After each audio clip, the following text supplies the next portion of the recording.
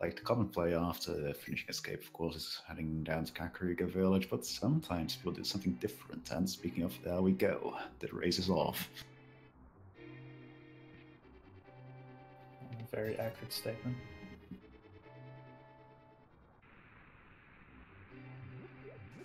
Starting off with a little bit of money for our runners as they make their way up to the escape to see what goodie the uncle has for them today.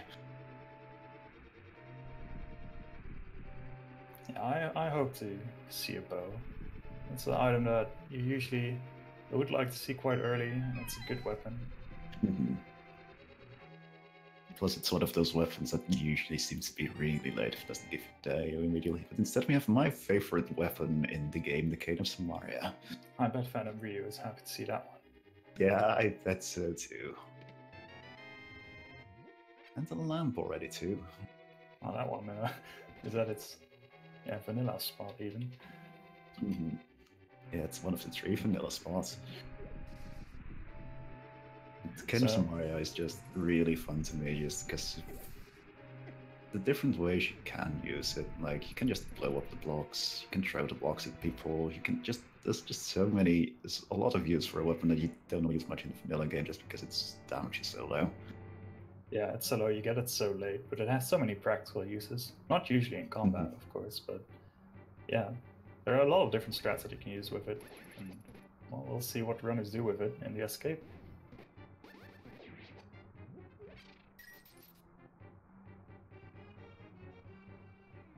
The big advantage is that it doesn't cost a lot of magic, so... Yes, unlike that Bombos medallion. Yeah, can't use that yet without a sword.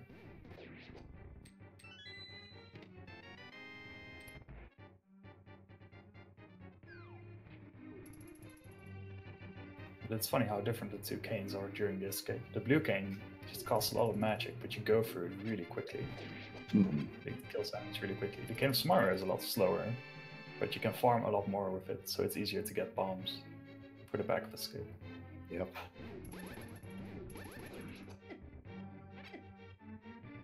Hurfy is actually demonstrating a little bit of one of my favorite kind of Samaria tactics on guards in particular, and just putting the block down and letting them run into it. Yeah, it's kind of the trend of stop hitting yourself. Why are you doing this to yourself?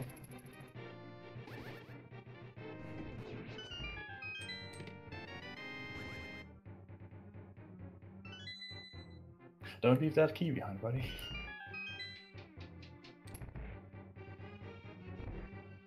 It's actually a rather... Actually, if you're not paying attention, it's something that can catch you if you're not...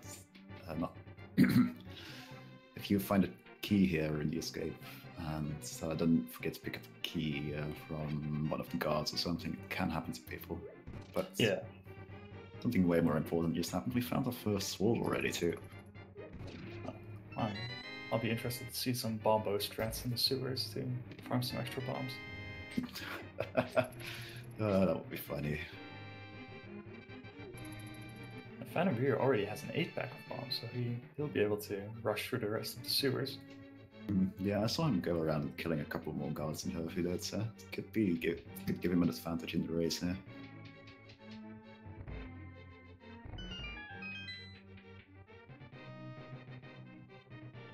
Yeah, I will expect Hurfy to try to kill a few of those robots, the snakes, in the second room of the sewers. I think they have the same price back as these guards, so it should be okay.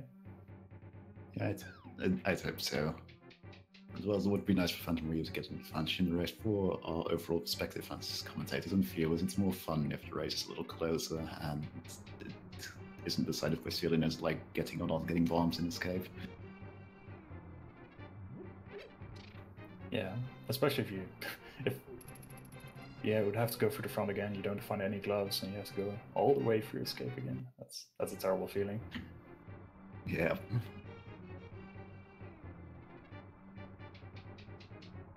To be fair, that is only a problem if the one glove they can get is the one in the back of escape, which isn't too frequent. Yeah, it's actually really complicated what you want to do with your time here in the escape. There's at least the one bomb. That's the most important one. Yeah, that is the most important one. Like, there's going to be an equal footing coming out of this, for the most part. And having sort of more bombs is going to be nice for PhantomRyu when he heads down to Kakariko village, but it's not nearly as much of a difference as having to possibly go back through the entirety of the escape again. Yeah, exactly.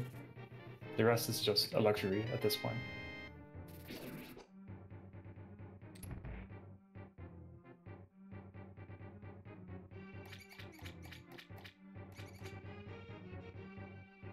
Friendly key rat.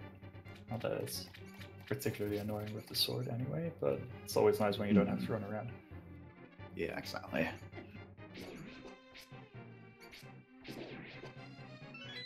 Would you look at that? That's the other A drop.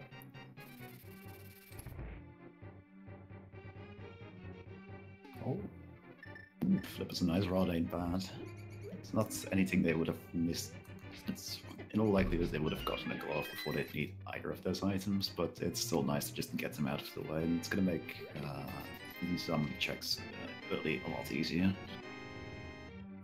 Yeah, it makes it a lot more tempting to go to the Zora area early, and having the ice rod out of the way is just very nice. Mm-hmm.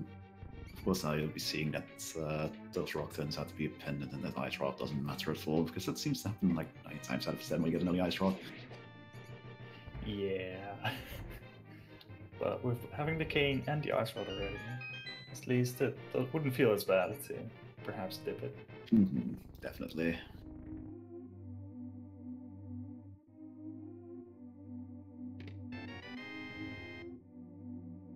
So it looks like Hurfy does the north route into the Lost Woods. I lately see a lot of people just go straight into the Lost Woods from the south to wait with the Aghanim check, the lumberjack check. Mm-hmm. Looks like we got 3 crystals in the light world looking at PhantomRyu Scream. The one in Eastern Palace being one of the red crystals. That's interesting. That could allow for some really early go modes depending on what the pendants in the Dark World are. Also, speaking of going into the Lost Woods, really look at what PhantomRyu is doing here. I see some early divergence as well. Hurfy already has the information that we don't need to kill the evil wizard for the reward. Mm-hmm. You already have the lamp and 1 sword, though. Yeah, for Dark World access is a whole different matter. Finding the early lamp is always kind of a nagging feeling in the back of your head. Mm-hmm. And there's the other cane. Yep, we've got both canes already.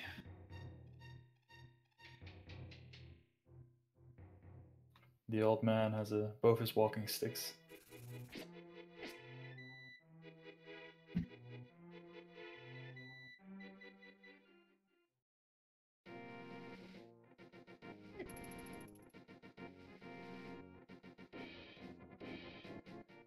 So with the extra lumberjack check, Hurfy will be trailing with PhantomRyu a bit in Kakariko, but at least he has the extra information. Yeah, he definitely knows that he doesn't have to do.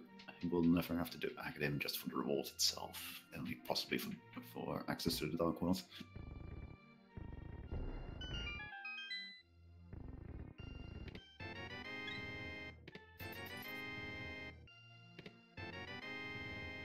Uh-oh. Uh-oh. I just had to run my mouth, didn't I? And half magic is really nice though. Yeah, that the half magic is a super nice find.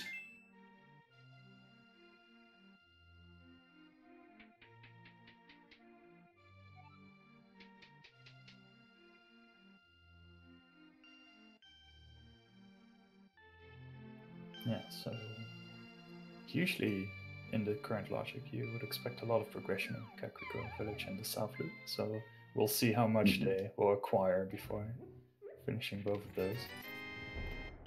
Yeah, I definitely don't see either of them being rushing off to do anything rash like doing Aga already, just because they can, because there's just very little to do in that section of the Dark World right now anyway. Especially with no moon pearl, of course. Yeah, we still need that as well. There's always the unlikely opportunity that it's on the pyramid, but who would expect that?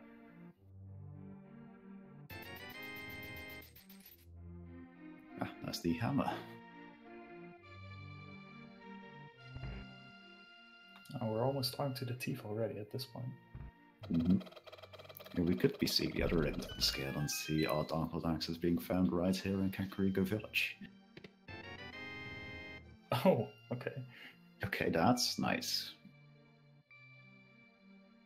I was about to ask, if you find the gloves and Moonball in here, would you just dive straight into the Dark World? But I think Easton is a bit more tempting at that point. Yeah, definitely. At this point, definitely. But it's always nice to find such an early bow. Yeah, it's one of those items that can just hide anywhere because you only need them for, well, technically 3 things. Hmm.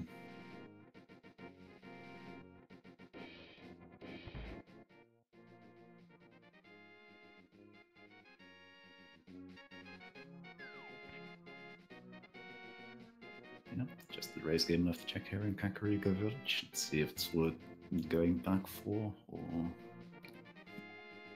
Nope. I don't think you'll be going back for a big 20. Well, I always thought Hurfy would do it blind. I wouldn't mind someone doing that. He almost did it, but I guess he just offers to jump down anyway. PhantomRyu is seeing he's got that bow and deciding, yep, straight off the Eastern Palace I go, and it makes perfect sense, especially since he has the lamp already too. So like the game is basically telling him, hey, you can do this, you should do this. Yeah, I really like this decision.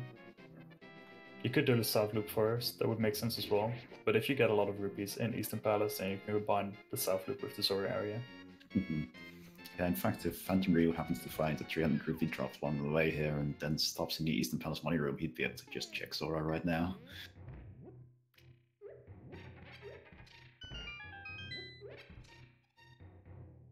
The Hurfy seems to have the exact same flaw. There's the gloves already. We are finding a lot of items so far. It was going to be a really nice safety item for them to have. Oh, and you were right. At least the green pendant of rock, so who knows, might come into play. It's kind of interesting how the seed is trying to pull you in 2 different directions, giving you early lamp, master sword, and cape, but also just giving you the gloves and hammer. We want you to do Anga. No, just go into the Dark World. No, we want you to do Anga. Yeah, but at this point we're already at the part where there's just no point in doing Aga, so that's funny. Yeah, at this point it's like, just the Moon Pearl, that's all we need.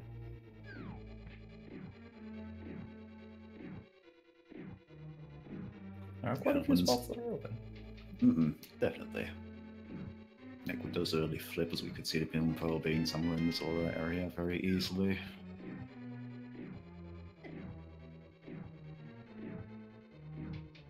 And there's still the entirety of South Loop as well. It's 8 items. There's a Gina. I don't expect them to check a Gina at this point. No, unless they run out of options, basically.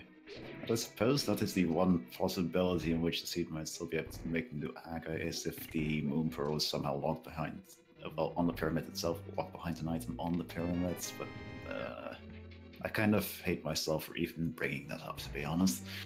Yeah, I don't expect them to do that as a complete last resort.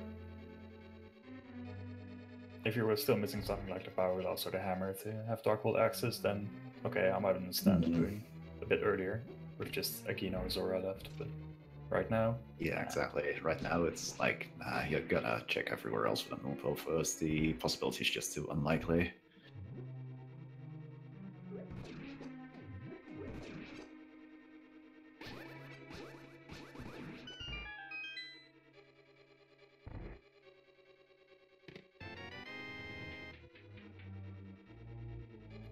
Big key just in time for reaching the big chest. That really matters. Yeah, if the second item is in this big chest, then you already have an interesting decision whether you go for the Eastern Dark one first. But with the map, it's a logical decision to check everything. Some people do like to gamble on just going straight to Armos and hope the third item is there. Yeah, I can see doing that, but it's relatively time consuming to go all the way back through this dungeon. Because you're basically walking through the entire dungeon a second time. Yeah, it's a big loop to make. That's why it's called a gamble, I guess. Yeah. That's true. All those 8 bomb drops though. Yeah, it must be. It's really early in a price pack somewhere, so we're going to see those all over the place. I'm not going to be wanting for bombs, and the arrows seem to be early in a price pack too, so we're going to be really good on ammunition this seed.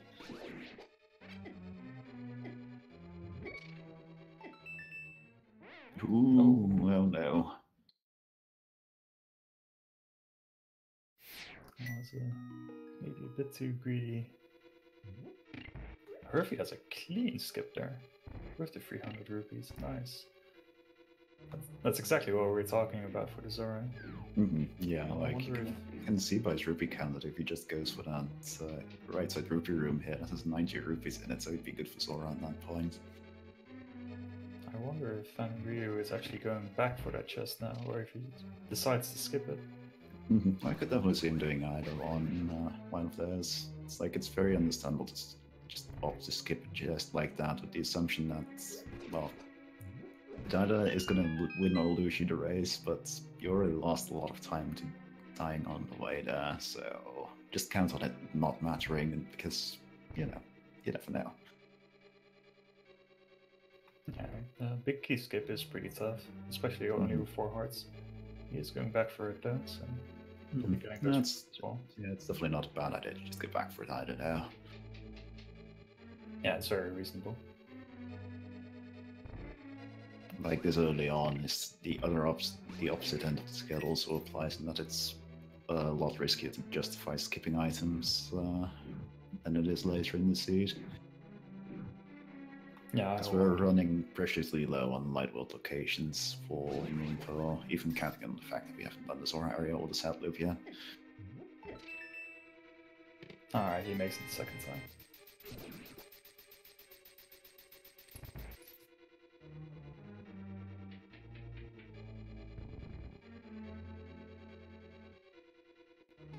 Oh my.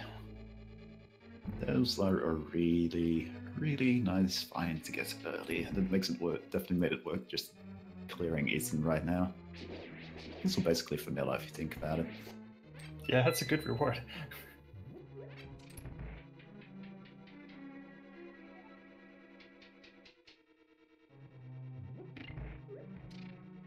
That feels a lot better than having to come back after doing Total Rock for the green pendant.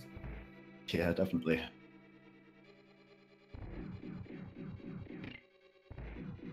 It's going to make this South Loop check here significantly quicker, because there's a lot of straight lines you can just run down. Yeah, the boots help so much in the overworld.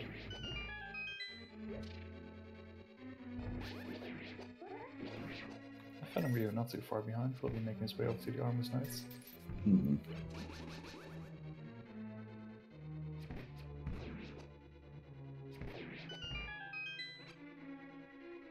Then a little bit of trouble with the eyebrows. Getting the quick clear on that is actually trickier than some runners make it look. Yeah, that's true. It's not the easiest thing in the world. Actually relatively precise, annoyingly. There we go, that was a pretty good almost kill on PhantomRyu's side, and we got the bits of course too. Alright, I guess he'll be making his way over to the South Loop as well. I don't see why he wouldn't, unless he opts to start with Sanctuary first, just to check bonk rocks with those boots he just found. Alright, that's open now too, that's a good point. He might be doing that first, checking that, plus the Lumberjack Cave. Oh, hesitating.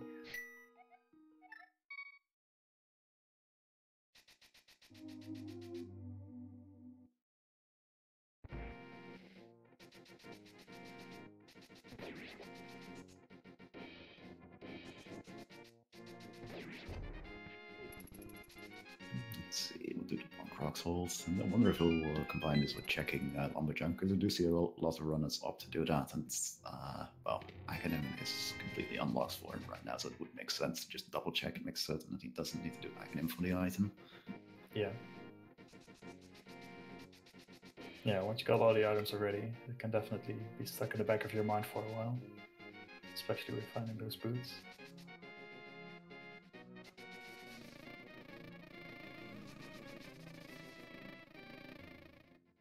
Meanwhile, we have the dam being opened. Of course, we haven't been seeing what's going on that end of things. Yeah, you can hear what's going on, but we don't know what he's getting.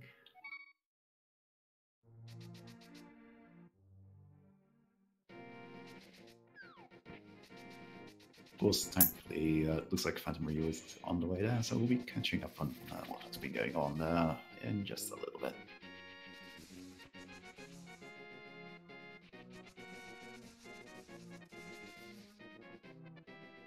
Yeah, I assume we'll be seeing a lot of the same checks at first. The seed seems to be straightforward enough now.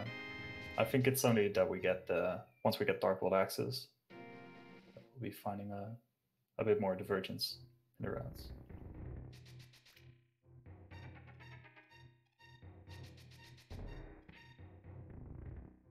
Yeah, it's incredibly rare for people to skip out on the line part of the run just because it's all relatively dense item locations.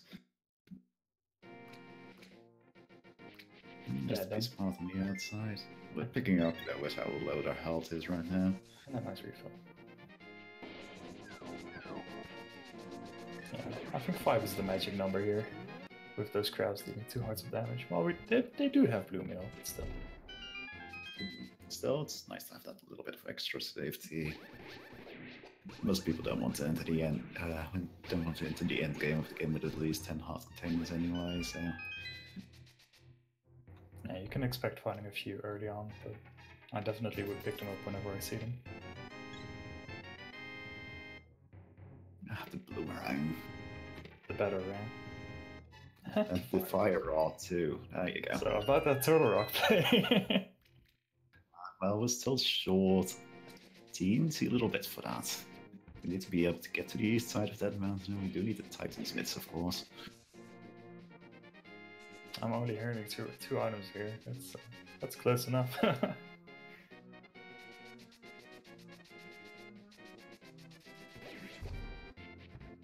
I'm an optimist here.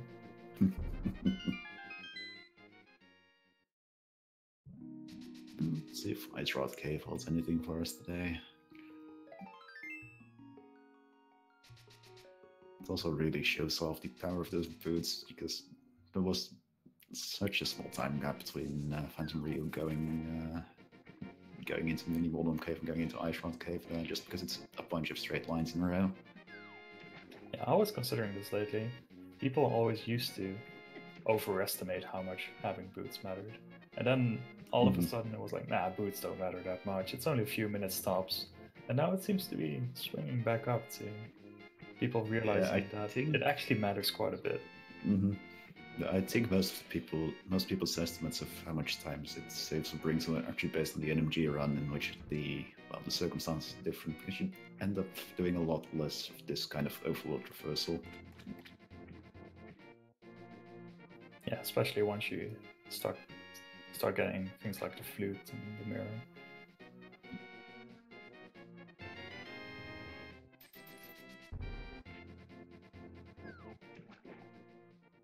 Nothing good off the hobo. Yeah, we are running out of locations like this. Yeah,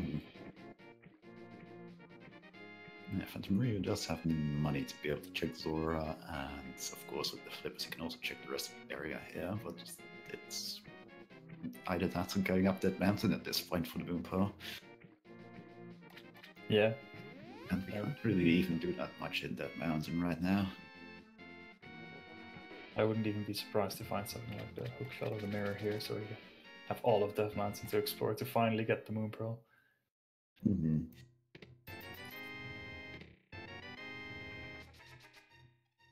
Well, a shield is not quite what we were looking for. No, that doesn't add a whole lot.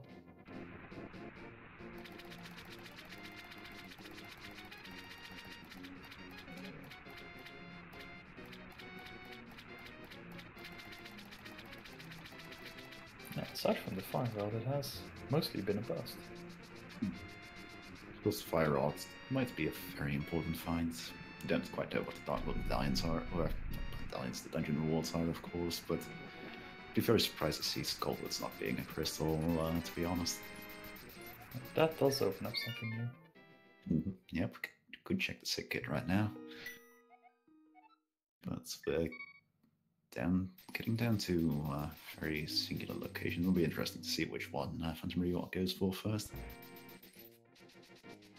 Yeah, one in Kakariko, one in Agina, and 2 on Death Mountain.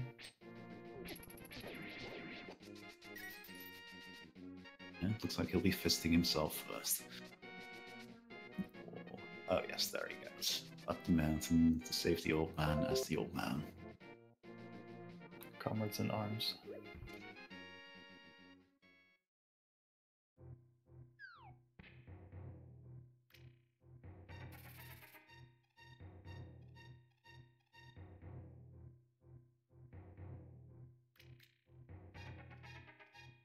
It's me from the future. Come with me if you want to live.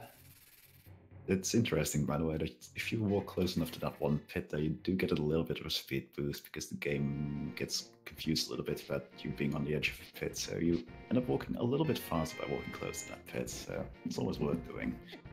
Yeah, it's a bit dangerous if you walk too close. I've definitely had some runs where I fell down a couple of times. Ooh. Ooh. Those cabbages. Yeah, the cabbages on Death Mountain are some of the worst obstacles in the game, to be honest.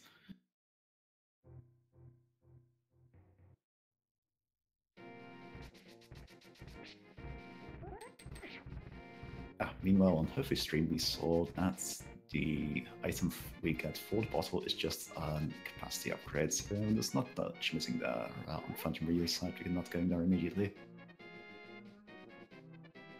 Seems to be going to the Lost Woods. Does he already have the Moon Pearl? He might have. We'll have to keep an eye on what happens when he enters the Dark Worlds. Like, he might have gone up that mountain already, looking at the fact that the Moon Pearl appears to be in Spectacle Rock Curve. So it seems. Alright, well, that's our axes.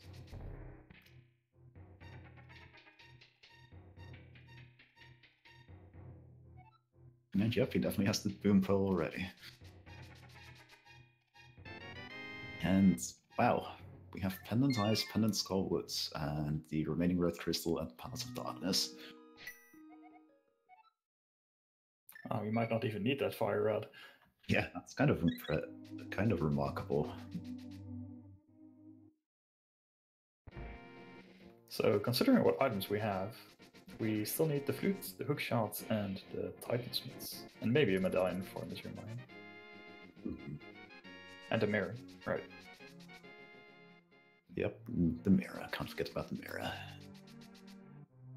We're in pretty good shape overall already, and it wouldn't surprise me to see our runners just go for the Dark World damage they can clear already. Makes the most sense to me. Of course, you do check stuff like the Village of Outcasts while you're here, because why wouldn't you? Yeah, purely density-wise, this seems like a logical decision. A lot of people lately recommend going to Hype Cave first in the Dark World, and then maybe saving quitting and going to the Village of Outcasts afterwards. Purely for the quick density check and seeing if you can clear Village of Outcasts or Skullwoods a bit better with the equipment that you get. You can definitely see merit in both of those. Depends a little bit on what items you have too. Like in the situation of both of our runners here, I think just going for this place first is pretty good because it's not unlikely to find anything that'll really help you with your Village of Outcasts clearing in the Hype Cave. Yeah, obviously finding a mirror or mids in there would be really nice, but it's a relatively small chance compared to some items. They wouldn't mind finding some extra hearts as well, but true, definitely. If they really need to, they have the Cape or Cane of Burnout to make sure they don't take any damage.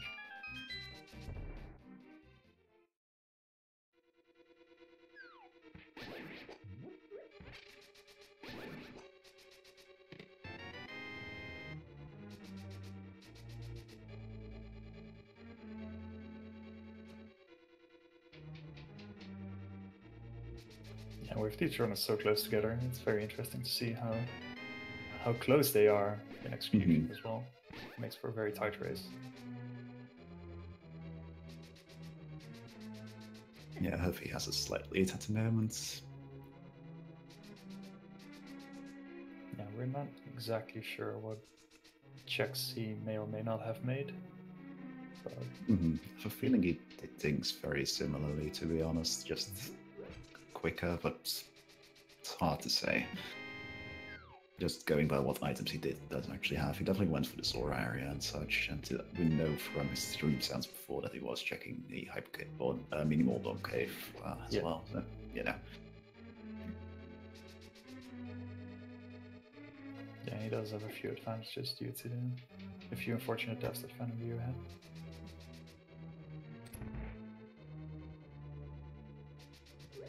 Going for the God Pixel here, and gets it. A few repositions. Very nice.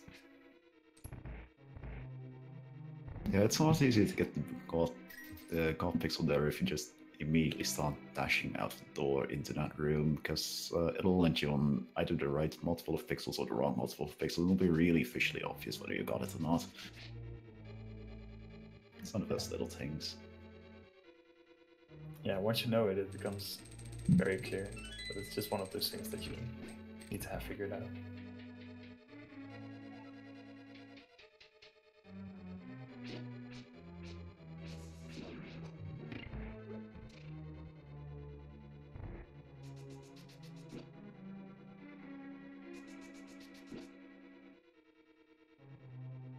Having the boots is so useful at least now. I think this is one of the dungeons where having the boots benefits you most.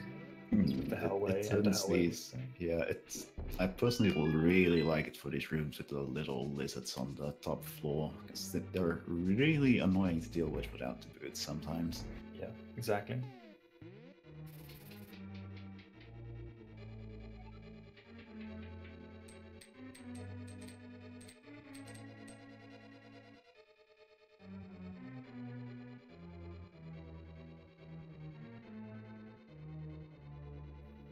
Another bottle. That's 3 items, I think.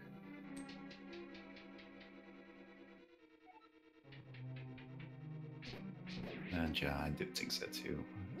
Yeah, it looks like they already have the compass, so there has to be either the map or something else here in the big chest. Alright.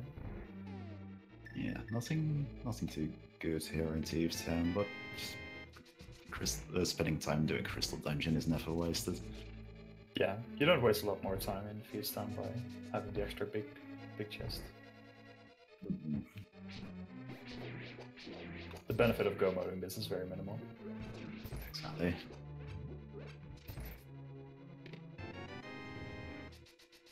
Like the biggest benefit of go moding this usually is actually if you find the big key early on in the first floor chest, but that's about it. Yeah.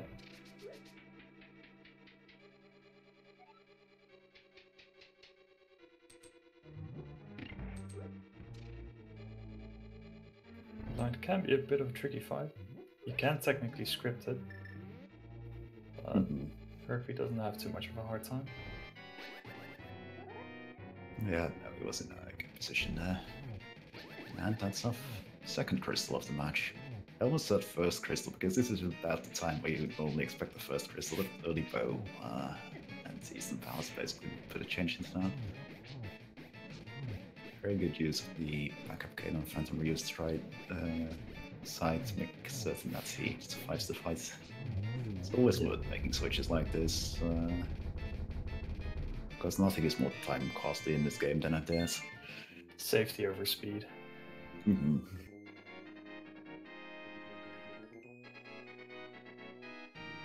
Hurfy actually noticed just in time that he's just a teeny little bit of money short for being able to do the digging game, because that requires 80 rupees. It's very well spotted of him, actually, because that's one of those things which I usually personally just find out by just running into the guy and getting told, hey, you don't have enough money. Yeah, I can admit that has happened to me as well. It does appear that the stun prize is a blue rupee though, so he's making use of that to get the 80 rupees to be able to check the digging game in a little bit.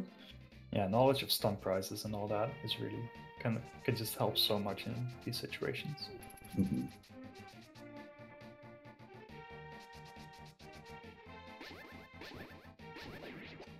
Alright, he got his cash. Will be making his way over to the shovel game.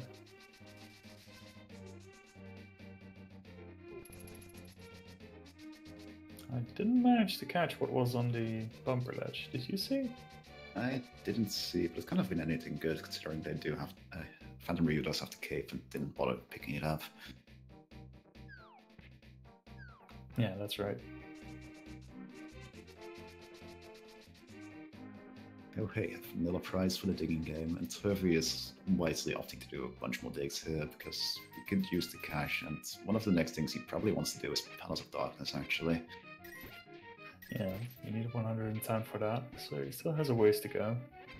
I guess he expects to see some in Hype Cave. It's actually fairly likely, because this season has been relatively money poor in the chest prizes and such so far, so you'd think that those big 20s have to be hiding somewhere, and they might all just be hiding in Hype Cave. Yeah. Aside from that, they don't have a lot of places to go.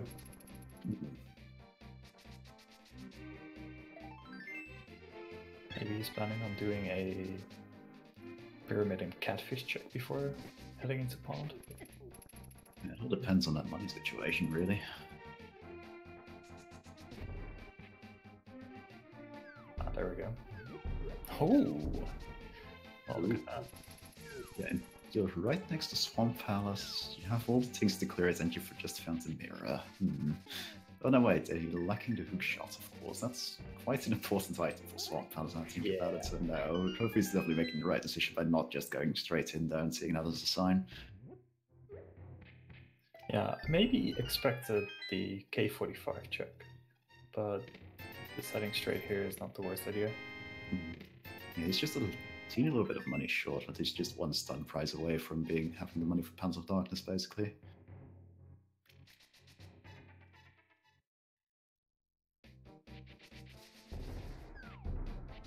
Go for the pyramid first.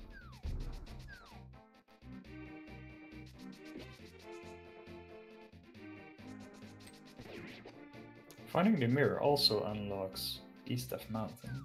Now I don't know if they want to check it without the myths, but it's definitely a pretty good density of items again, along with Tower of Heron. I wonder, will Hurfy go back to the Palace of Darkness area now that he found those 50 rupees on the pyramids? Sure looks like it. I'm guessing that if he hadn't, he might have opted to continue all the way up to Catfish. And it looks like doubling back for K45 just gave you a bottle of green goo. Not about fine, but not important. It's utility, but not progression. That's definitely among one of the items that I don't mind picking up if it's on my way. Yeah, definitely. Can never go wrong with having more bottles, to be honest.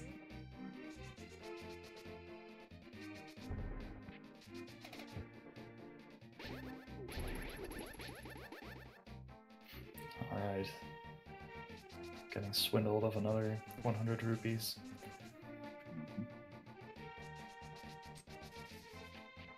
But yeah, Palace of Darkness is probably the place to be. It's also a second red crystal, I'll look at it. Yeah, that's a good point.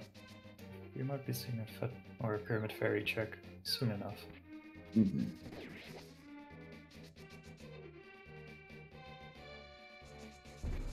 Just the traditional first key in first chest in Palace of Darkness, also the first key in Palace of Darkness. Yeah, I like this running here, doing the bow side first. There's a couple of variations people use for the first part of Palace of Darkness. Yeah, some people like going for the main entrance and then checking the right bridge. And if that has a key, they loop back and do the falling parts and then go straight into the bowlock part. Which might be a bit fast. Oh, PhantomRyu realizes. Yeah, he's just a little few rupee short. I don't think he has actually tested what the stun price is, so unfortunately he isn't thinking of just stunning a couple of enemies for a few more blue rupees. He's just trying to get the rupees normally. Oh, this is so unfortunate.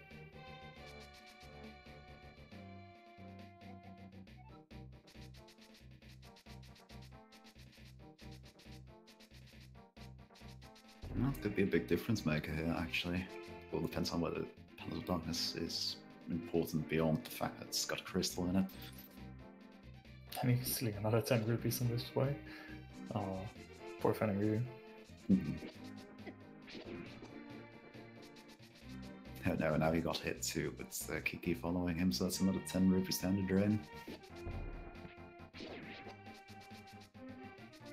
Yeah, at this point I might almost be tempted to just save and quit and go up to Death Mountain. Yeah, because he can do plenty of stuff up there, and I'll probably give him the money for Palace of Darkness anyway.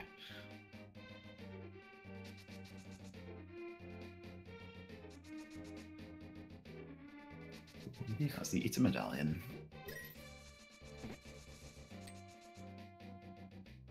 Just one step closer to potentially being just the Mitts and Flute away from game mode. Oh, and the hook shot. I keep forgetting the hook shot. Why am I continually forgetting the hook shot?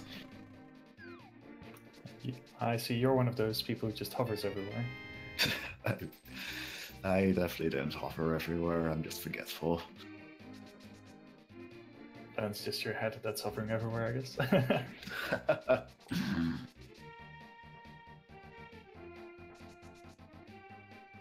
Yeah, it's one of those items that you're always happy to see, but you need it so little. You just need it for Ganon's Tower and Swamp Palace. Yeah, I think I just forget about it because it's an item that, despite not being super necessary, does often crop up relatively early. Yeah, that's true. It pops up and it's like, oh, nice, hook shot. I can do a bunch of stuff, and then yeah, you just have it.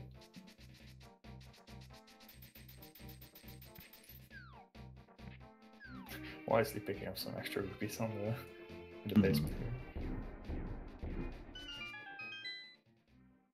Yeah, it's always worth just adjusting your position just a teeny little bit to get some extra rupees along the way there, because why wouldn't you?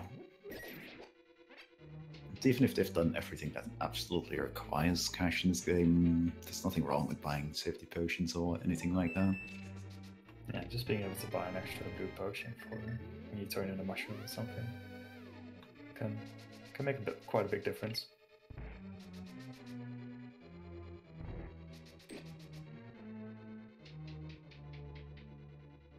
Aside from Ether, I don't believe we found anything particularly useful. Not yet, no. Surprisingly, but well. Anything can still happen, especially with the being a further 2 items locked behind the completion of this dungeon in the form of the Pyramid Ferry. I expect we will be seeing that right after this.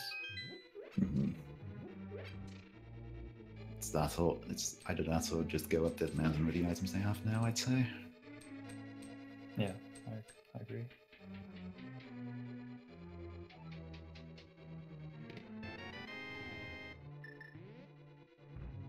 Like, the big thing that's going to be stepping up progress at this rate is going to be the Titansmiths, but they can't be too far away just because of how much of the late game they unlock. Yeah. Yeah, they'll be popping up soon enough. Maybe behind Hookshot in the swamp or something, but otherwise, yeah.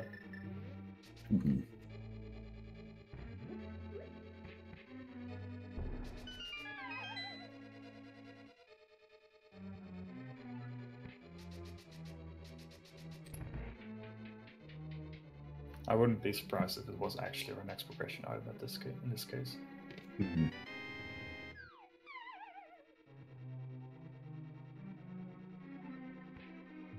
It's nice use of sword beams here.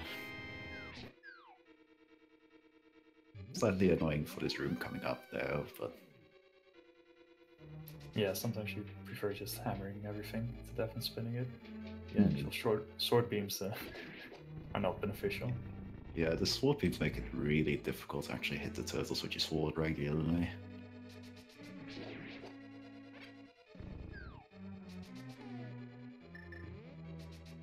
That was a pretty okay turtle room, all things considered. Yeah, if you're able to do it in 2 cycles, that's still okay. Any more, and you're losing a bit more time than you would want. Now it's time to hit the Mask of King Helmasaur 17 times. Yeah, well, the second crack appears and you know you're at 9. And just eat more hits.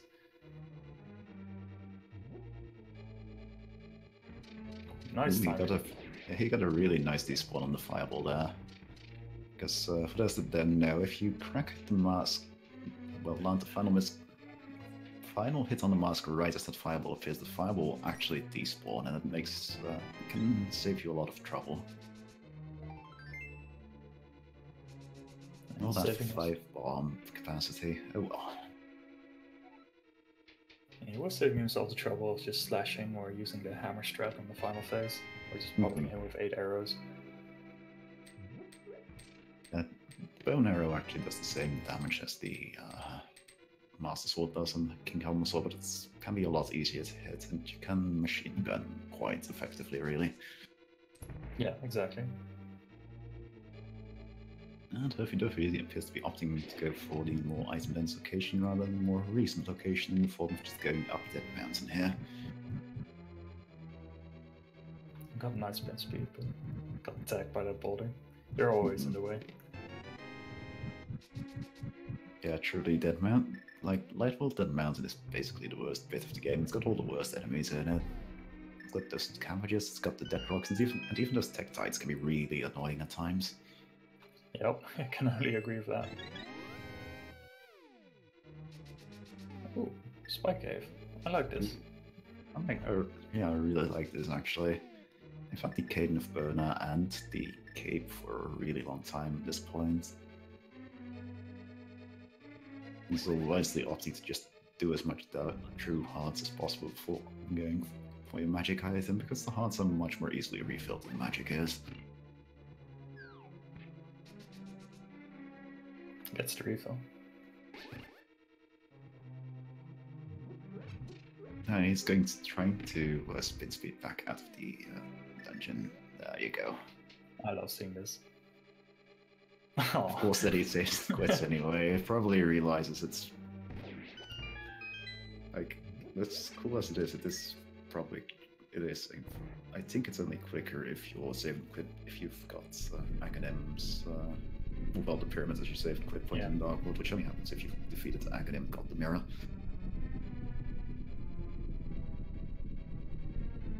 He just wanted to show that he could, and I was like, okay, this is enough. I mean, I can respect that too, to be honest. And he truly plays for the audience. I like it.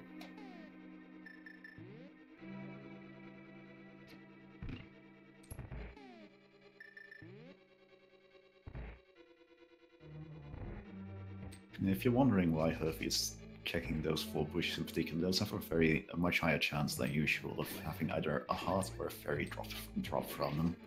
They're quite good to check if you're hoping for a refill. Yeah, he's showing really good heads-up knowledge about a lot of things. Stunt prize, the fairies or hearts in those bushes. Very nice.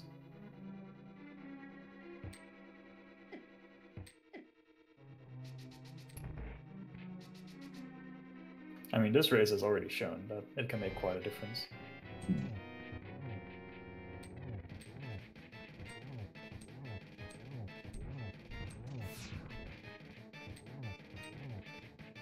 Okay, it looks like we have to do the basement for Big Key. Actually, no. I think he went upstairs. Oh, yeah, actually it does look like it. It will sound like it.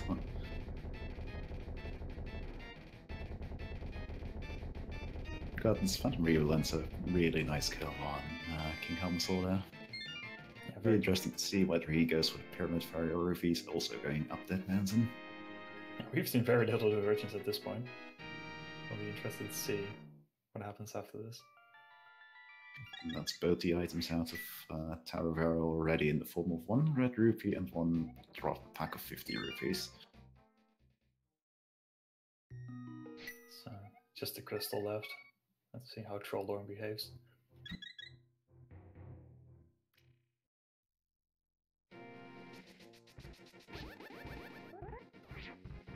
Let's see what strats he goes for. It looks like he's switching to the hammer. Probably going for a mix of hammer and spins. It's really up to preference at this point. The hammer switch makes sense anyway, since you want to use the hammer to get to the east side of that mountain in this case anyway. So just a case of what do you feel more comfortable with. I got 2 very good spins off and got trapped a little bit while trying to hammer him down for the last hit.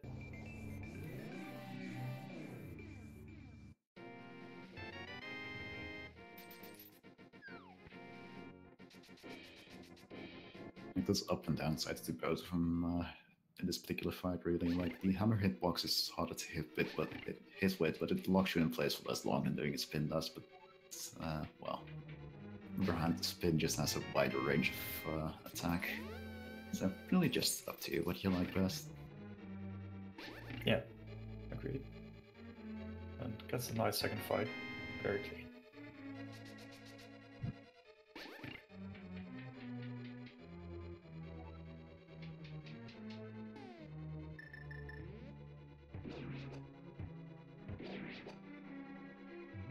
Now we get to one of Hyrule's bigger treasure troves, the East Dead Mountain area.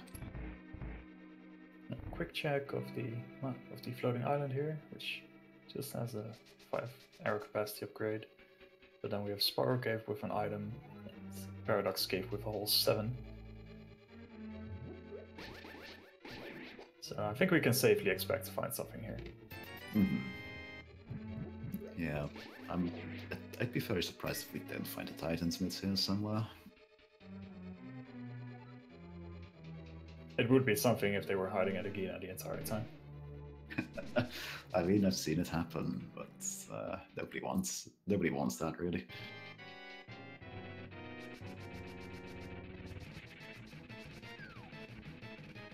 But yeah, aside from Death Mountain, I think we only have the Pyramid Fairy and Agina left.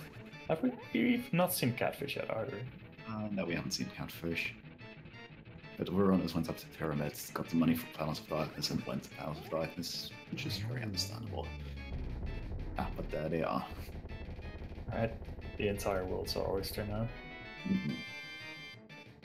Yeah, we can basically guarantee that our runners will go straight over to checking the Dark World Dead Mountain area too after this.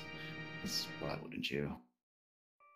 Of course, the real temptation possibility here is going straight into Total Rock and beating the dungeon, because they are in a position where they can do that.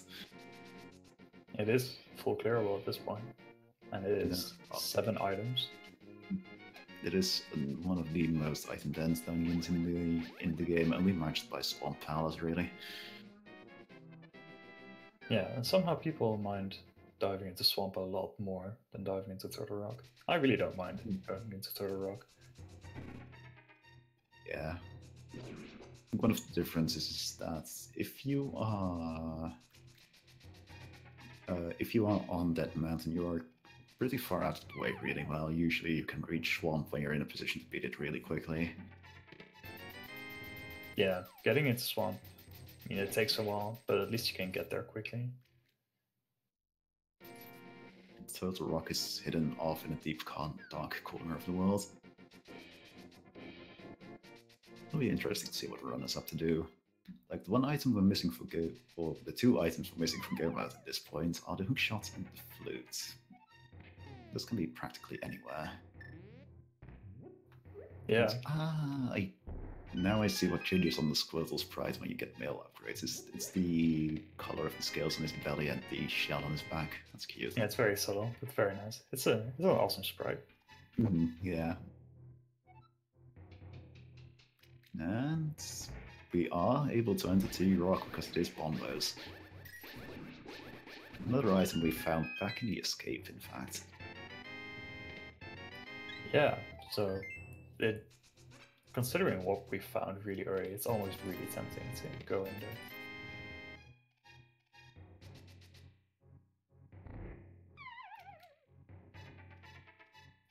I think in this position I would.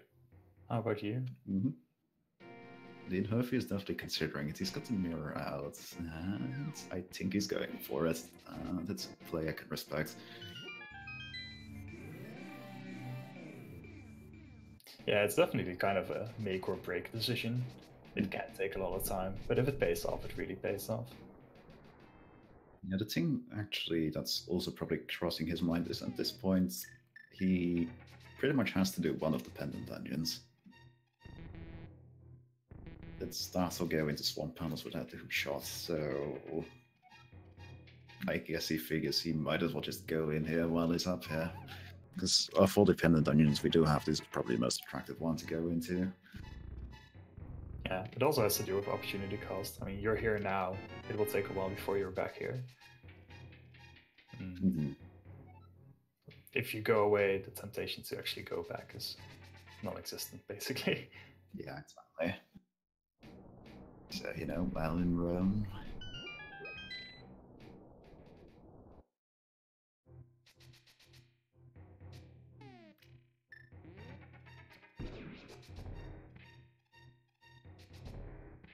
Of course, Turtle Rock is one of those dungeons that's also traditionally very backloaded in regards to the item, so it'll probably be a while before we see the actual progress happening.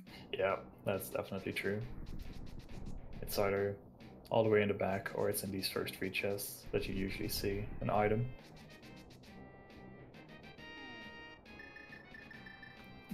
Why is he recognizing? Yeah, that's definitely a mistake I usually make. I usually go up and then I figure out, like, wait a minute, I don't have the hook shot, and then I double back on that little loop up there. It costs a little bit of time, so just immediately recognizing this is a very smart play. It occurs so little.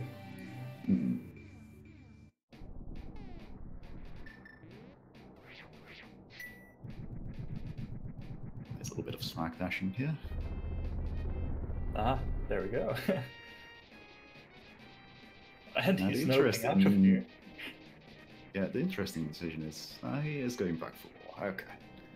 This is definitely a decision point, which you could see the shot there and be like, okay, that is my progression for this place. I'm just gonna go and beat whatever else I can and then come back here later, maybe. But he's going for it. It would be something if the flute is in here as well. I guess the fact that he might need Quake is also on his mind. Yeah, that's true.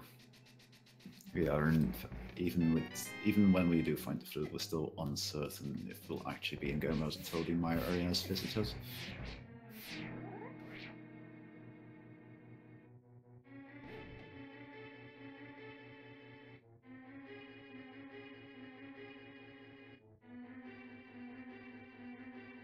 It will be really interesting to see what PhantomRyu does once you find the hookshot. Also going down. Man, these people are way more cognizant of their items than I would be. Yeah, I definitely know what you mean.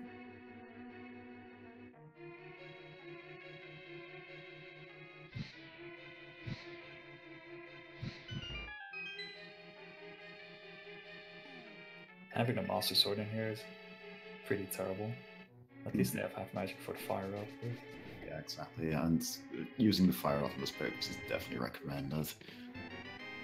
You don't want to try fighting those things with just the Master Sword. It takes way too long. Just a piece of heart there. Oh, PhantomRyu is heading out of here. Ooh, this could be a real big difference maker on the race. Unless he's just going to go quickly here into Hookshot's Cave and then double back. That's a good point as well. Doesn't pay out. This is actually a really clever play to just quickly go for this rather than going deeper into Turtle Rock. I really like this. Ooh, the powder. Another 300. And a piece of heart. Interesting. Yeah, it doesn't head back in. Oh wow. This could be huge. Yeah, now we'll rest on whether if we find something here deeper in Turtle Rock. And if not, it gives PhantomRyu quite the advantage in the race, actually, because he's saving a lot of time by not checking Turtle Rock if it doesn't pay out. Yeah, it might also have to do with the fact that he feels a bit behind you to a few devs, and the lack of money Maybe. for Tom. Maybe. I really like the play in general as well, Yeah, especially it's definitely a very good play. Just checking what Hookshot Cave has. Maybe I would have gone back in afterwards, but just that quick check. That was very handsome. Yeah, I would definitely, like, going back to Hookshot Cave, I wouldn't even call it a gamble. It's just, I'd say it's just a pretty sensible play in general. Yeah. Again, it's just a higher density and very quick. Mm-hmm.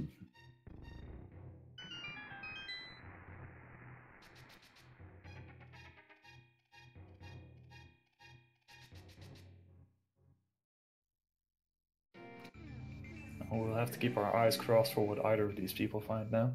Mm-hmm. Yeah, it's interesting. I like seeing this divergence because it's was a little bit of a show of PhantomRyu just following Hurfy around for a while there, but it's nice to see them diverge from each other.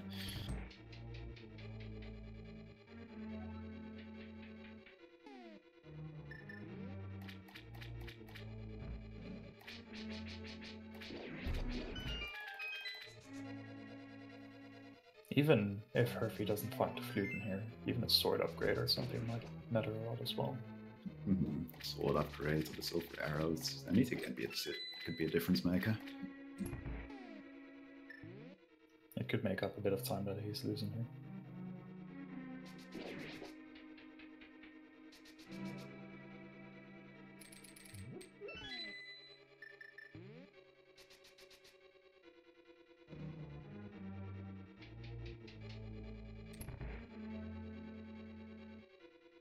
Alright, laser bridge.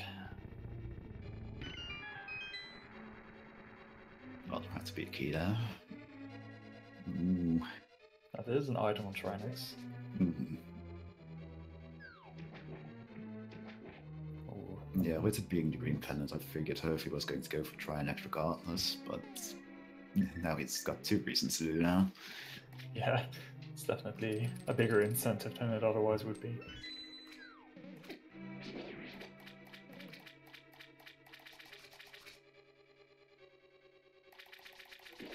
Master Sword Trinex is not the most comfortable fight. Mm-hmm. It's pretty much a test of how comfortable you are hammering.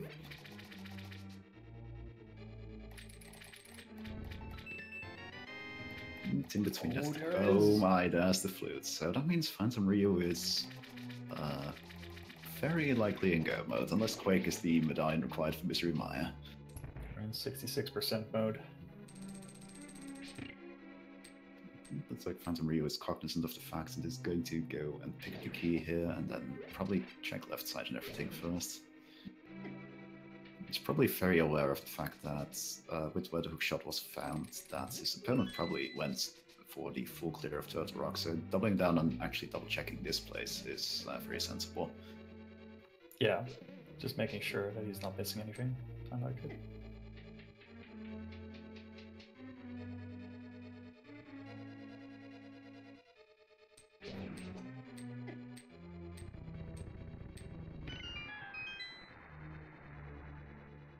But that's a very early potential go mode already.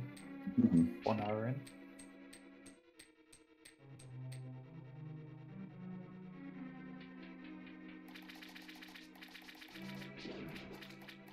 Alright, Trinex is down.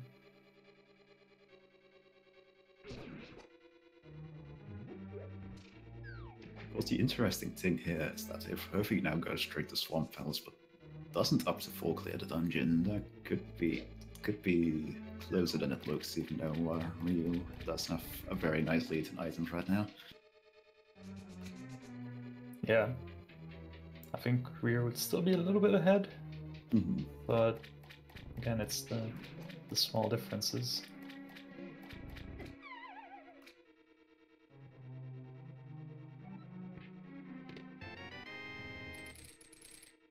Oh, this could be the worst feeling if you find both compass and map on the left side. Mm-hmm. Oh, Vicky. Or the big key leading to the map, that also feels pretty bad. I feel worse. Though at least you're not having, you'd guaranteed to not have to double back through the dungeon after defeating Argus, this being one of the few dungeons in which the boss can actually drop the big key.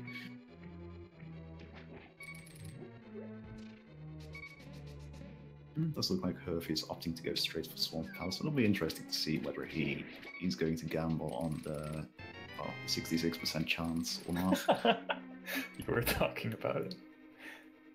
It was the map. Sorry. I didn't even notice. Well, PhantomRyu needs to be careful though.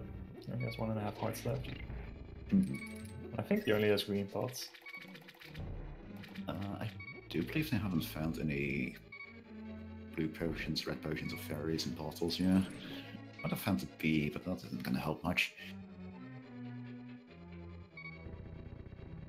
He'll be always on his side.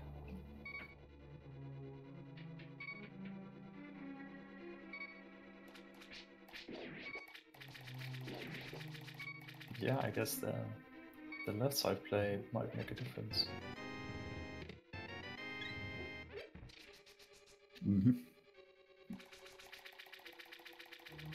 It would be something if they still have to look for quick.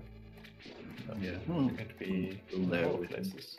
We'll probably know in a couple minutes because I imagine. Oh, there's a red potion. But I imagine the first thing some Veterana's minds is going to be activating that flute and checking whether they're in go mode or not. Yeah.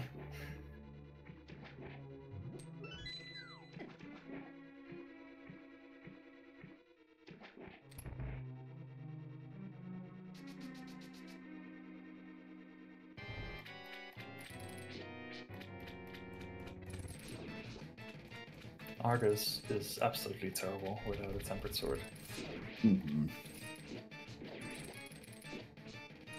It's not quite as bad as doing this with the fighter sword, but it's still annoying to have to slash twice every time. It's better than menuing. Yeah, it's not bad enough that you feel like you have to menu every single grab, but it's still so slow.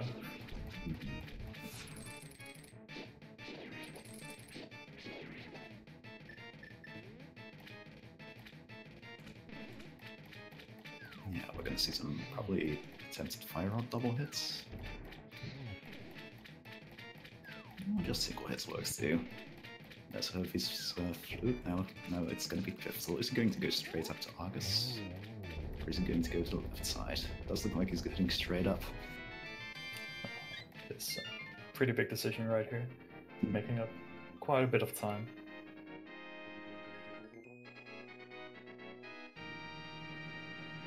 Yeah, we're going to see a save and quit right after this. Back to Sanctuary. Yeah, I can't imagine doing anything else at this point in the race.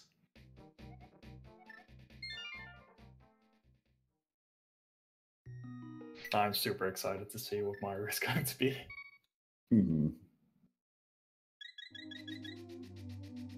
Could be all the difference in this race. If it's Quake, if the green pendant happens to be inside Rala, then suddenly Hurfy has a massive advantage.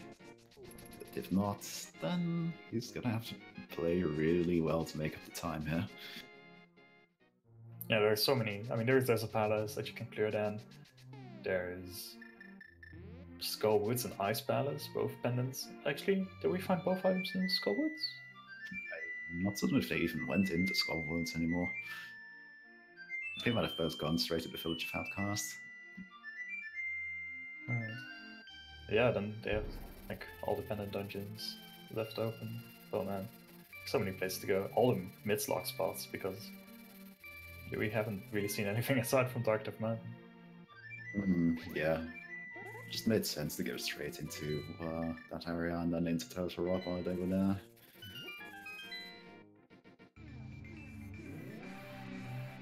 Alright, just imagine a drum roll right here.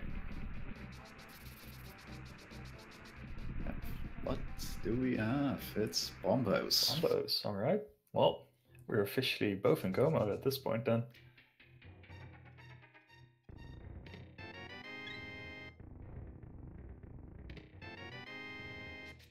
Yeah, PhantomRyu opting to check this quick little area with 2 chests here just in case there's a sword upgrade or silver arrows in there. Very sensible.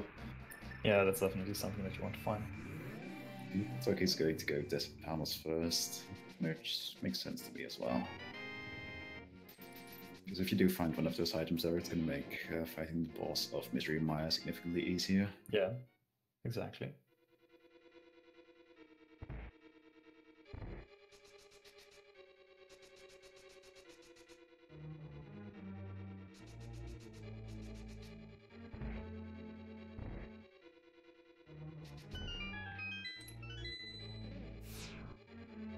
Hurfy is very determined to make his strategies work.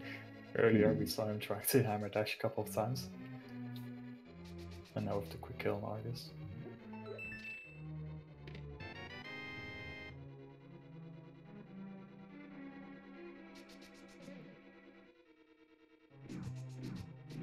So he'll be finding himself in go mode as well, right after activating the flute.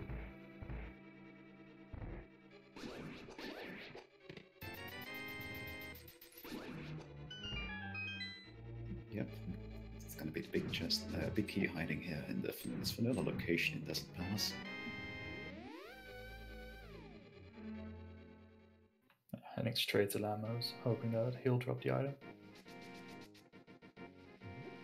Yeah, I don't see. Like, to me, it makes a lot of sense to not go back for that big chest, even if Lamo here doesn't drop an item. Nah, it would take too long. I would agree with that thing.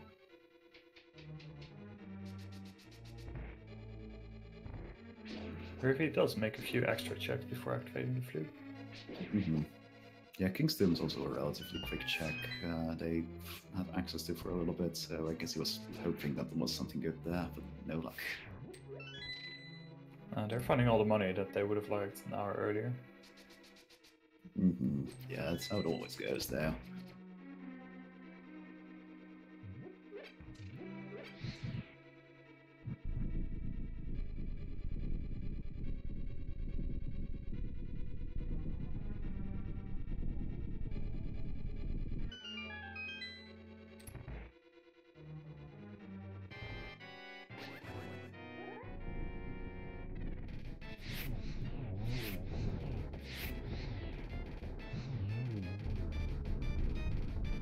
Got 2 of 3 down and 1 hit on the final one, I believe.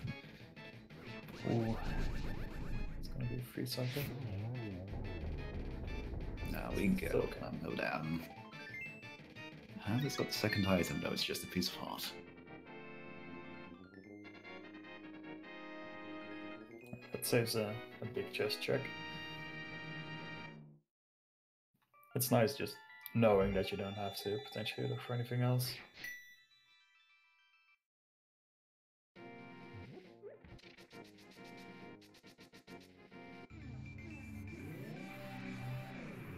So right now we're having like opposite roles. Hurfy is going to throw PhantomRyu in this case, just clearing the dungeons as quick as possible. PhantomRyu's decision to just leave that rock was the right one in this particular scene. Yeah, it could have gone either way, but I can definitely agree with both decisions. There's good reasoning behind either of them. And I do agree with your reasoning earlier that PhantomRyu might have opted to make that play feeling behind.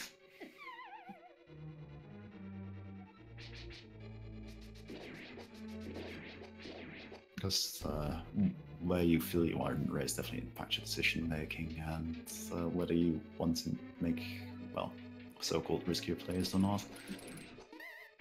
I do think after 2, continuing to clear Total Rock was the safer option. Yeah, it's sometimes you can kind of compare it to how you will end up in big races. If you just play very safe and clear efficiently, you'll always end up in the top half. But if you really want to win a race that matters, then you just might have to make a gamble or two. But well, let's play the Misery Maya big key game. We're not actually playing the Misery Maya big key game, by the way. It's a very similar situation to Ganon's Tower in a way now. The way this dungeon is laid out, it's basically just a hunt for the big key and then off to the boss. Yeah, Misery Maya is terrible in that way.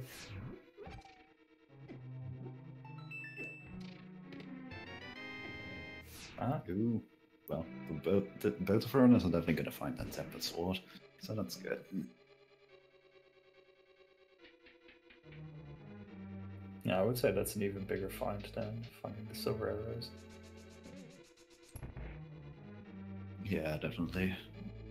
Just having a tempered sword speeds up basically the entire game significantly.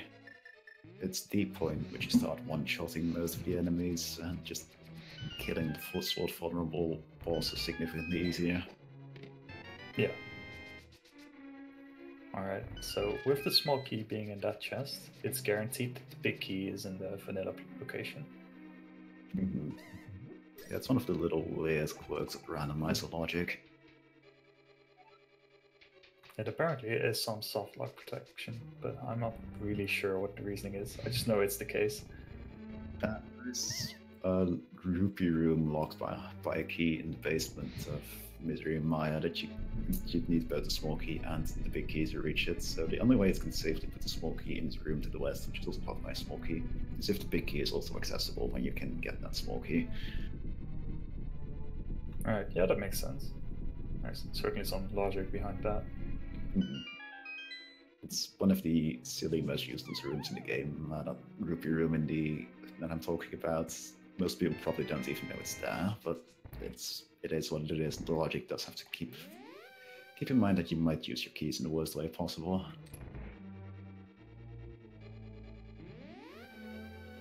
There's quite some silly people in the world, I guess.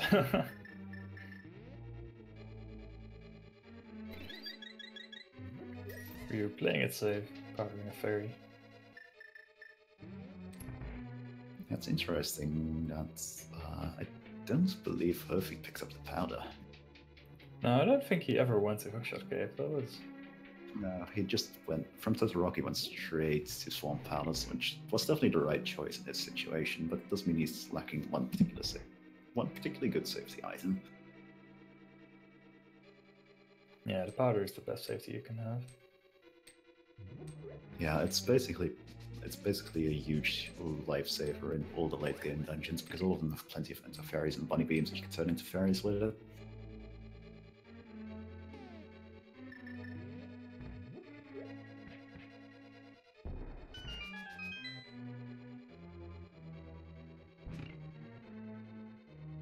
Alright, Hurfy picking up his sword, PhantomRyu almost at Vitreous. Won't have the silvers for this fight, but should still have a pretty easy time with Red Mill and 15 hearts. No, 15 hearts, the cape, tempered swords, there's a lot of options here. Like, he can go for the NMG strat of just damage boosting and spinning, or he can just play it safe with the cape. With half magic and the cape in hand, I'd personally be inclined to just go for the safe option here. It's worth mentioning that the cape, for whatever reason, also drains magic slower when you're swinging your sword. So just standing in the goo and mashing is the most magic efficient way of killing Vitreous here. Just a few arrows in the big eye itself, and we'll be done already. Yep, there we go. And that was actually our last dungeon as well. We'll be heading Yep, to we've got Gans Tower. all 7 of the crystals, so it's time to head up to Gans Tower and figure out where the big key is hiding. If you're so inclined, feel free to guess a number from 1 to 22 in the chat right now. Well, I'd say I'm going to keep track of all your answers and call out who got it right, but I make no promises there because I'm pretty certain I'll lose track of you all, sorry.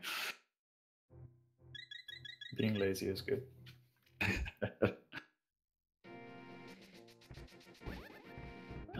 Craft that. The big guy does actually take damage during the small eye phase if you hit it when it pops out of the water for a little bit to shoot lightning, and it can shorten the final phase a little bit. It cannot actually die until all the small eyes are dead now. It cannot. I did not know that. I didn't know you could damage it when it pops up, but that's good to know. It does actually shorten the final phase a little bit if you hit it a couple times. It usually only really comes up with the cape mashing strat there. Yeah.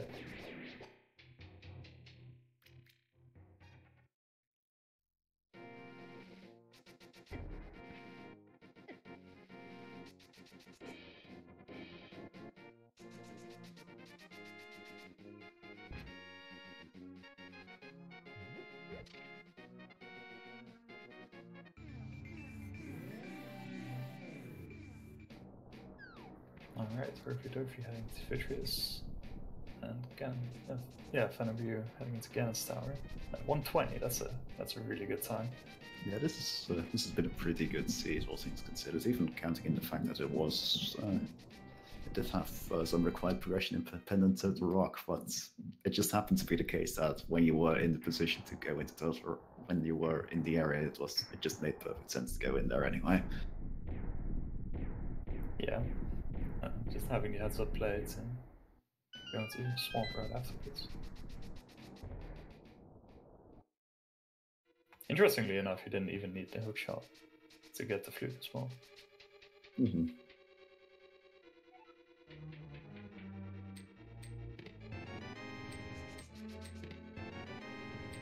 Ooh, 2 keys already, but Ryu was opting to go with the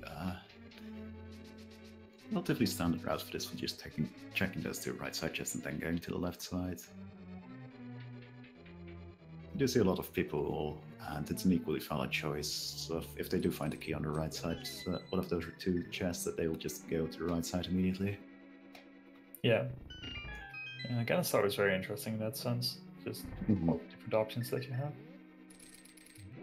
Yeah, it's very interesting. It's actually, from a game perspective, it's really interesting how at the very end of the game, the very final dungeon you have to clear, runners do actually have a choice. No one does Quake. Yeah. The book. This is going to be one of those scenes in which all the items from Missing the Pit be hiding in Ganon's Tower, I think. Yeah, definitely. We were missing quite a few fetch quests and stuff. Mm-hmm. I like the dash transfer features, by the way. No, that's the second shield. Not using bow and arrow. That's interesting. It's slightly slower to do tempered sword swings. They do only half the damage an arrow would do on the big eyeball.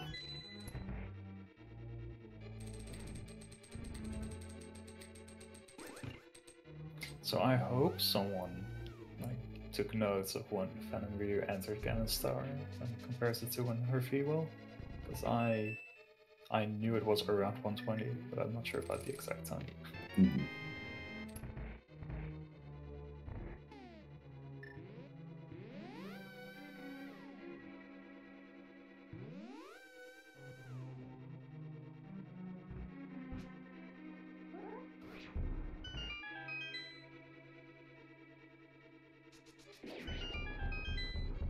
And it's time for the famous rando room.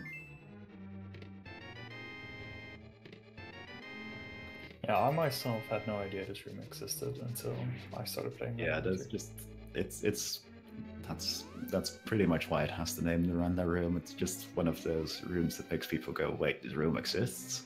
Because in the vanilla game, the only thing it actually holds for you is just some arrows and bombs, and there's plenty to be found in a lot more convenient locations in Ganon's Tower. But no big key yet. We're almost to its vanilla location behind ice armors, but we've got Bob's chest to check along the way. I do believe we will be seeing Bob today. And there he is. Well, just a piece of art on the torch.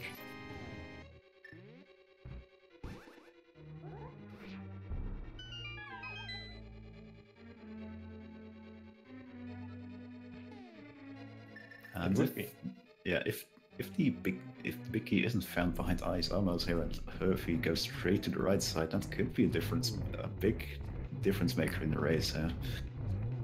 It would be pretty amazing. Just after all the divergence after to a rock being this close again.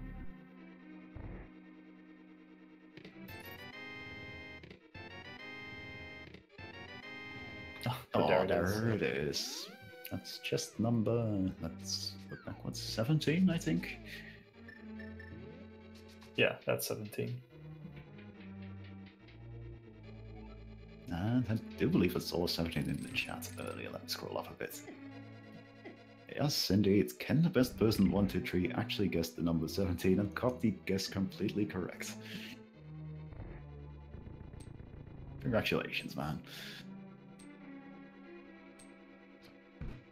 It's a bad sign for Hurfy though, unless he goes hard into the right side, considering he's going to the right side right now. Full right side is quite an interesting route. I'm not sure if we'll see that happening.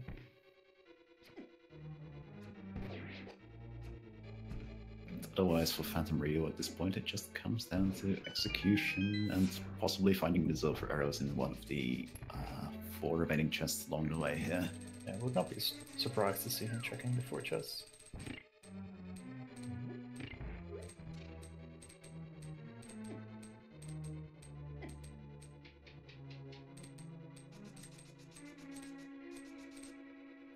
Safety-wise, he should be okay. He has the powder, he has a couple of pots, he at least has a red and a green potion left, so he should be okay. Nothing at all on the right side. And he's switching to the Mire, so it's going to be quite a while before he finds that big key, because he's probably going to go for the full left side clear. Which is unfortunate for him, but it does make a lot more sense than going hard right side. Yeah, he's been making all reasonable decisions.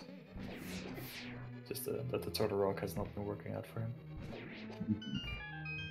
Yeah, that continues to be the big difference maker in the race. It's unfortunate, but that's Rando. Yeah, exactly. And both players just have been playing solidly. PhantomRyu has had some hiccups, but overall, no major mistakes, no major routing. Yeah. Very wisely using red potion there, by the way. He was down to 1.5 hearts, and well, he does have red mail. A lot of the obstacles in this section of the gauntlet just do 1 heart of damage regardless. Yeah. Yeah, the mill only helps with actual enemies. Get a retry, and ooh, now he gets the 1 cycle fire rock kill on Lambo. Very nice. Very nice.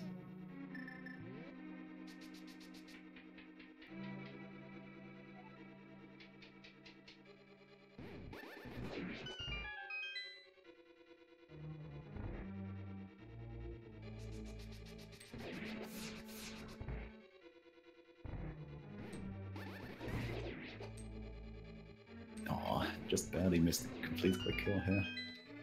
So it's a very satisfying series of rooms, and it goes back to what I was saying earlier on why the Cane of Samaria is one of my favorite items. Like, when it's good, it's really good. Yeah, especially with those wrist rows. They can be stupidly annoying, but they are glass cannons.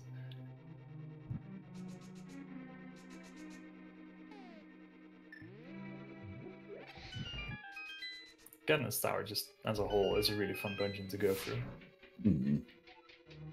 Yeah, I was enjoying just getting through it at the end of the seed. It's also somewhat cathartic because you're basically at the point where you're just going through the game, just have to finish up. No need to worry about finding that last item you're missing for the vast majority of the time. Just straight up pure, let's just go through this. Yeah, it's a true test of execution as well. It's so satisfying. Not checking the last few chests. Just going straight through the rooms. Oh, okay. Proving me wrong. Not checking the helmet sword chests, but finding the compass in here.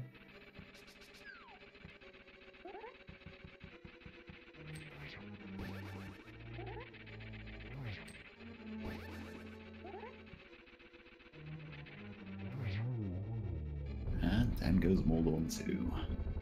I imagine I'll be checking this file chest just in the hopes of getting the silver arrows. Yep. But no luck there, just 50 rupees.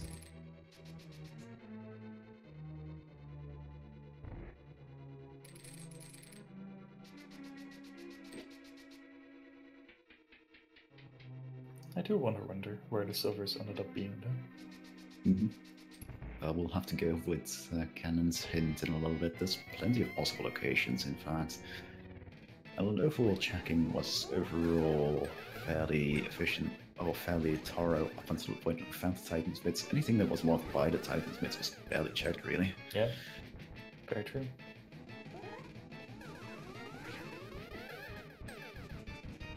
Geometry Wizard isn't being all too cooperative today.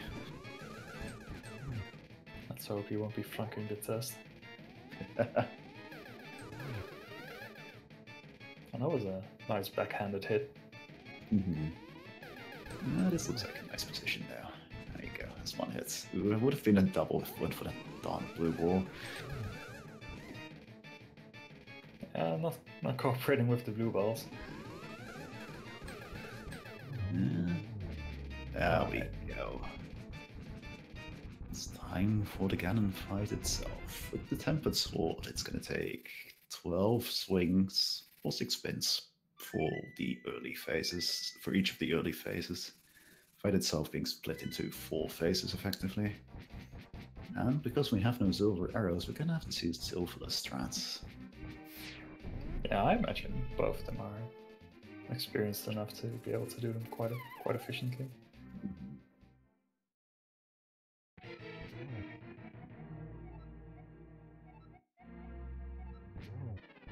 Hurfy also needs to be careful. I'm not certain if he has... Oh, okay, he did pick up the red potion in Swamp Palace. Good. It's very much coming in play here. Alright, using the cave to just snatch. Yeah, this is a very good decision. It's easily worth doing this, especially since I believe he does still have that green potion backup. Just make so that you can get your 12 swings in and proceed through the third phase. The third phase is just 4 hits in a row.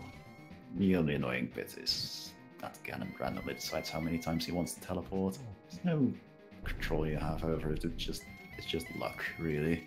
Yeah, it is preset luck though, so Hurfydurfy will have the same amount of... It's going to be the same for both for runners. After that, we're on to Silverless Ganon.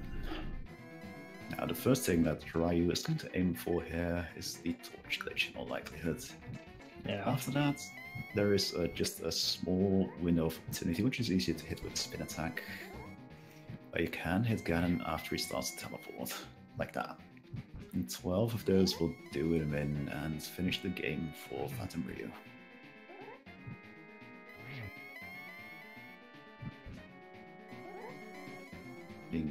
He's being real conservative on his magic. Shouldn't blame him for it. It is a little easier to land a possible 3 hits if you do this with Fire Rod, but slow and steady usually wins the race in situations like this. Yeah, does need to be careful with the bats. The trail they leave always does 2 hearts of damage, even with red milk. I do believe he's out of health restoratives at this point. It looks like he feels he's enough hits in to switch to using his Fire Rod. Should be close to the end right now. Yeah, I believe he's about 9 hits in. As long as he doesn't try to rush it, it should be good. If your count is correct, it's really the last one. It should hopefully be. And there he goes. Ganon is down, and PhantomRyu is in all likelihood victorious unless he walks off the edge here. Making really good time. Alright, GG PhantomRyu. Yeah, GG PhantomRyu. He finishes with an official time of 1 hour, 33 minutes and 31 seconds. Really solid, well played, good routing. Nice decision to leave Solar Rock at that point. Yeah, that definitely ended up winning the race for him. Yeah, Hurfy is right on this still. Yeah, Hurfy definitely shouldn't feel bad about the performance on this seed. It was just, it pretty much came down to just that one decision. You do need that key though, Hurfy. There you go.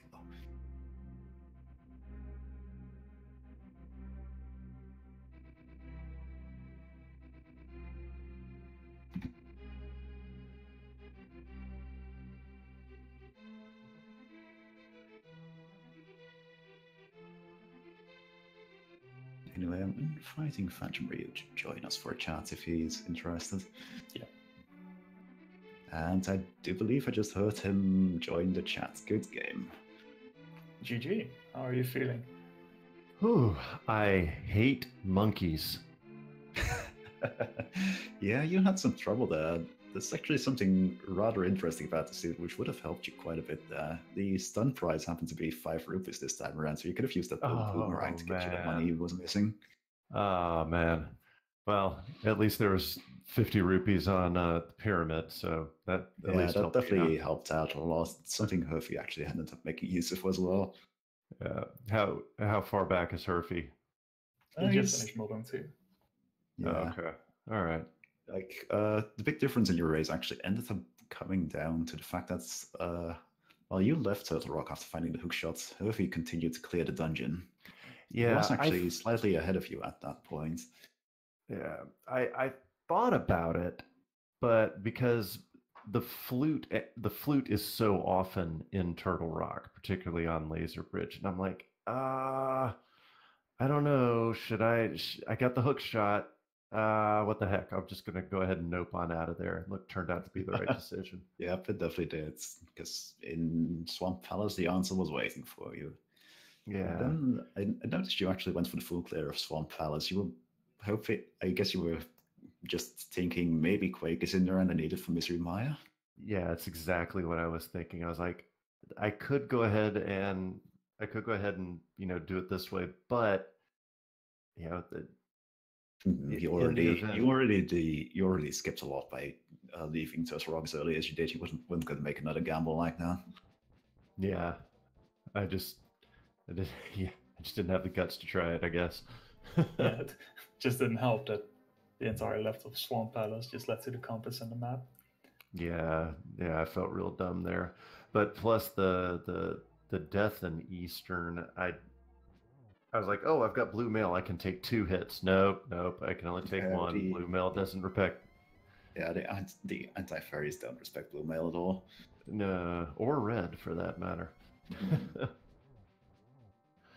That's Hurfydurfy actually just entered the cannon fight.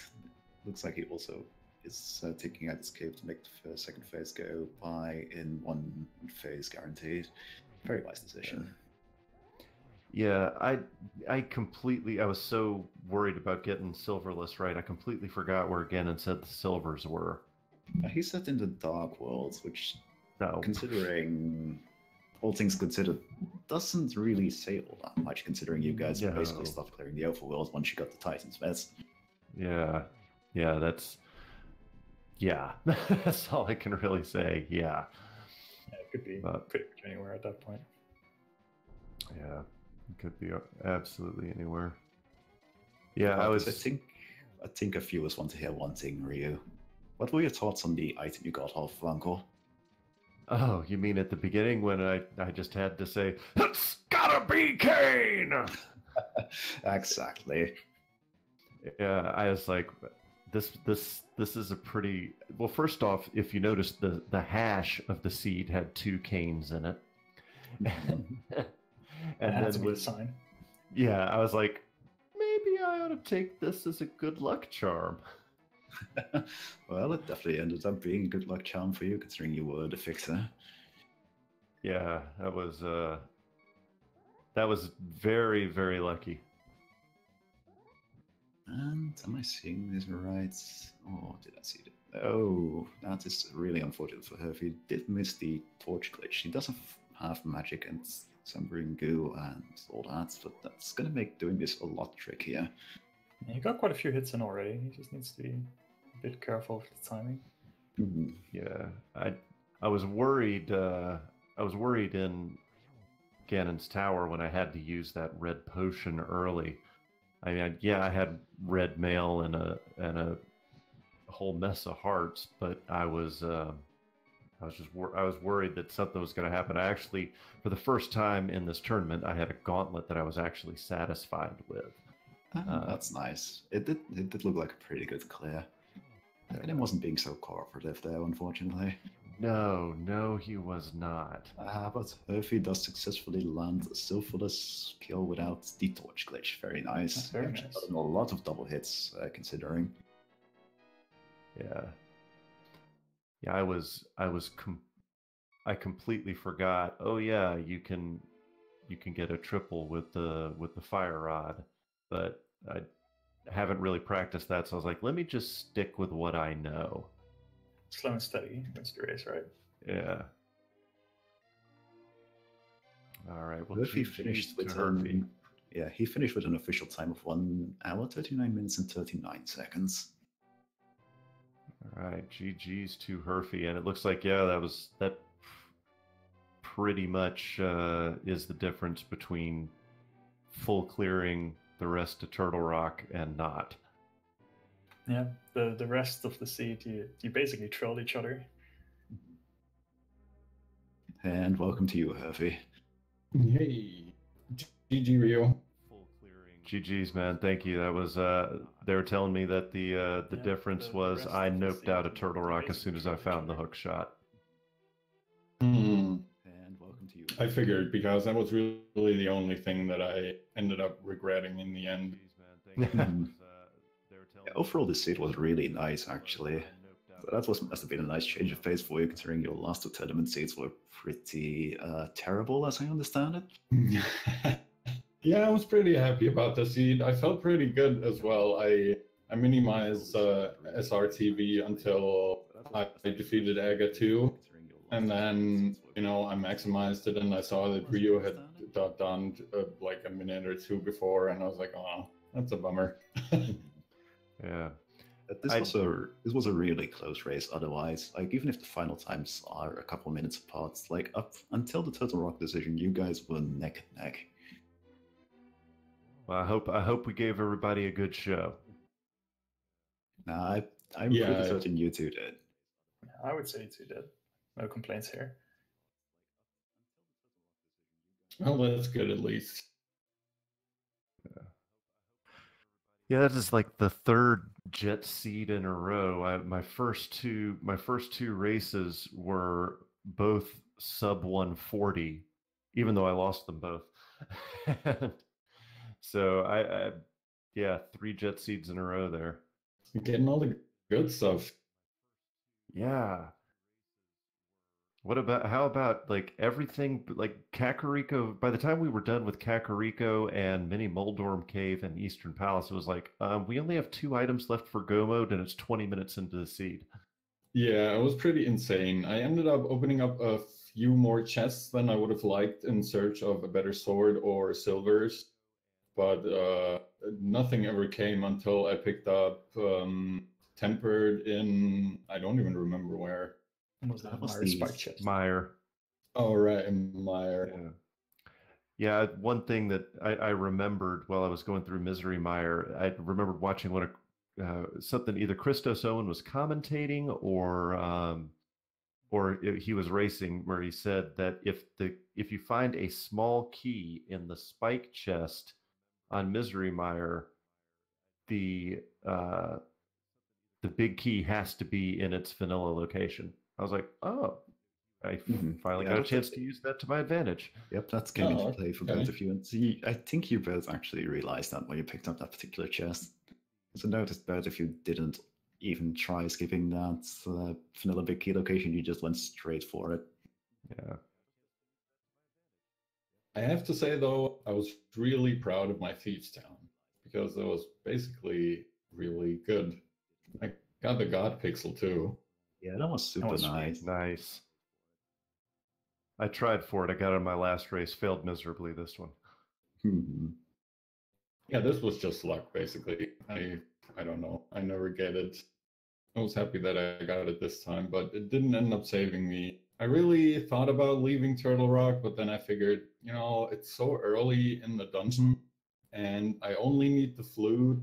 If I leave now, and then it turns out that, I don't know, the book is somewhere back in Turtle Rock, and the flute is on a tablet or something stupid, I'll lose a lot of time. Yeah, it could have easily gone the other way if the deeper end of Turtle Rock had actually paid off in this particular seed. You were just unlucky in that regard. That's the right answer. Turned out to be you just leave Turtle Rock after getting the hook shot. Yeah, that's rando. Yeah, that is rando. It's just a decision. It's one of the turning points in the race, but I don't think there was necessarily a right or wrong decision, personally. Yeah, I'm happy with how I played. Oh, sorry, go ahead. No, you're good, man. Yeah, I agree. I was happy with how I played it too. My thought, the reason why I noped out of Turtle Rock was looking at all of the locations that were still available. The I was worried because the flute is so often in Turtle Rock, but I was like, there's so many other locations. The odds of both of these items being in Turtle Rock is really low. Yeah, that definitely makes sense with that reasoning. And But there are when you still a lot get of locations left.